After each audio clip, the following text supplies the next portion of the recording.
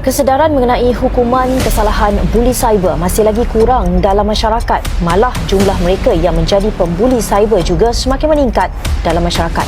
Menurut Timbalan Presiden Persatuan Pengguna Cyber Malaysia MCCA, Teknologis Azrul Zafri Azmi, apa sahaja aktiviti mengancam, mengugut, memalukan dan memberikan kenyataan yang kurang senang kepada seseorang di platform peranti elektronik adalah dianggap sebagai cyberbully.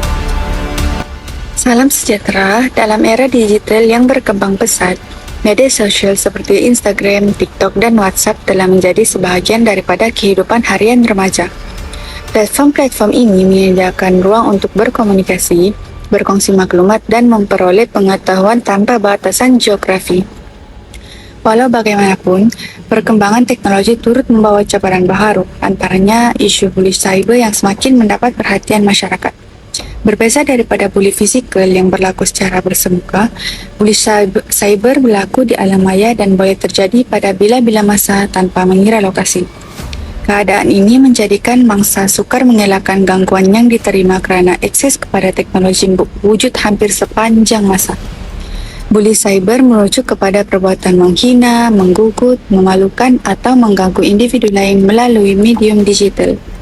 Antara bentuk yang sering dilaporkan termasuklah penyebaran komen berunsur penghinaan, perkongsian gambar atau maklumat peribadi tanpa kebenaran, penyebaran fitnah, pengasingan sosial dalam kumpulan dalam talian, serta penyamaran identiti untuk mengganggu atau menjatuhkan maruah seseorang. Isu ini wajar diberikan perhatian kerana remaja merupakan antara kelompok pengguna media sosial yang paling aktif. Justeru, pemahaman terhadap punca, kesan dan langkah penyelesaian amat penting dalam usaha mewujudkan persekitaran digital yang lebih selamat dan bertanggungjawab. Selamat pagi dan salam sejahtera. Nama saya Alexia Syongtan. Saya akan menerangkan tentang punca dan kesan cyberbully.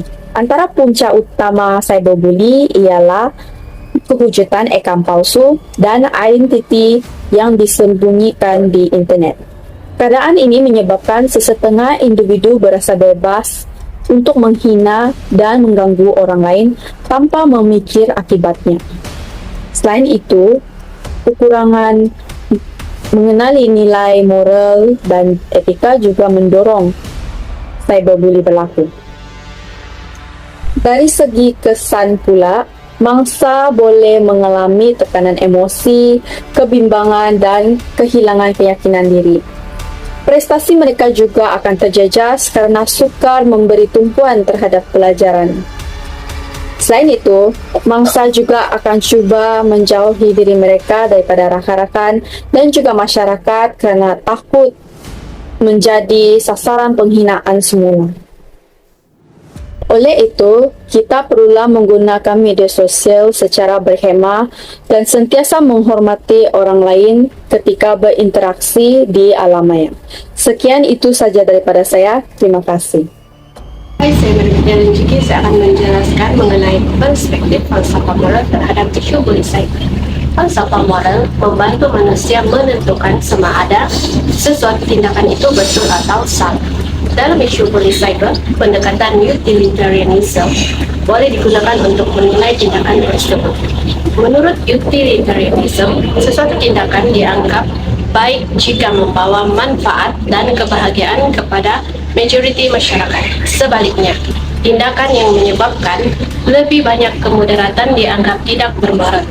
Berdasarkan pandangan ini, buli cyber adalah salah kerana keseronokan yang diperoleh oleh pembuli hanyalah sementara, manakala kesan negatif terhadap mangsa boleh berpanjangan. Mangsa mungkin mengalami tekanan emosi, kehilangan keyakinan diri dan kesukaran berinteraksi dengan orang lain. Malah, keluarga dan masyarakat juga turut terkesan apabila kesejahteraan individu terganggu. Oleh itu, setiap pengguna media sosial perlu berfikir tentang kesan tindakan mereka sebelum membuat sebarang komen atau hantaran. Nilai hormat, empati, tanggungjawab dan integriti perlu diamalkan bagi mewujudkan budaya komunikasi yang lebih beretika dalam dunia digital. Isu buli cyber mempunyai kaitan yang rapat dengan falsafah pendidikan kebangsaan yang menekankan pembangunan insan secara menyeluruh dan seimbang dari segi jasmani, emosi, rohani dan intelek. Dari aspek jasmani, mangsa mungkin mengalami gangguan kesihatan seperti kurang tidur, keletihan dan sakit kepala akibat tekanan yang berterusan. Dari aspek emosi, perasaan sedih, malu, takut, cemas dan rendah diri sering dialami oleh mangsa. Ketidakstabilan emosi ini boleh menjejaskan keyakinan mereka untuk berinteraksi dengan orang lain. Dari aspek rohani, pengalaman menjadi mangsa buli cyber boleh mengganggu ketenangan jiwa, perasaan gelisah dan kebimbangan yang berpanjangan boleh menjejaskan kesejahteraan diri seseorang. Dari aspek intelek pula, tekanan yang dihadapi berpotensi mengganggu keupayaan pelajar untuk menumpukan perhatian terhadap pembelajaran. Keadaan ini seterusnya boleh menjejaskan pencapaian akademik dan perkembangan intelektual mereka. Jelaslah bahawa buli cyber bertentangan dengan hasrat falsafah pendidikan kebangsaan yang menekankan pembentukan insan yang seimbang dan harmonis. Sekiranya masalah ini tidak ditangani secara berkesan, usaha melahirkan model insan yang berkualiti turut akan terjejas. Assalamualaikum dan salam sejahtera. Nama saya Syed Muhammad Fakhruddin Syarani Mahmudullah dan saya akan menerangkan tentang hukum negara dan cadangan berkaitan isu buli cyber.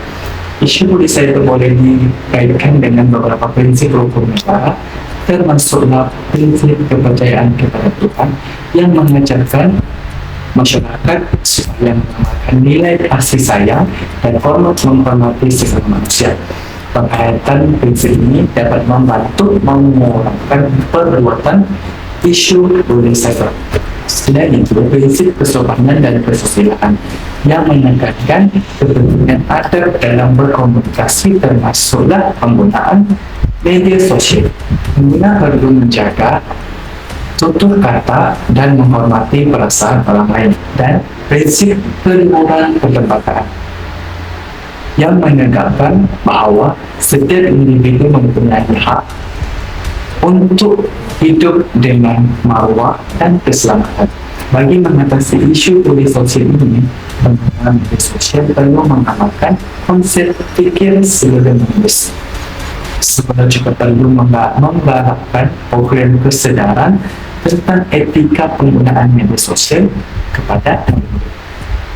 Selain itu, ibu bapa juga perlu mengambil peranan dalam memantau penggunaan internet oleh anak-anak mereka. Manakala kerajaan perlu memperkukuhkan penguatkuasaan undang-undang terhadap kes buli cyber. Kesimpulannya, kerjasama semua pihak amat penting untuk mewujudkan persekitaran digital yang lebih selamat, beretika dan sejahtera. Sekian dan terima kasih.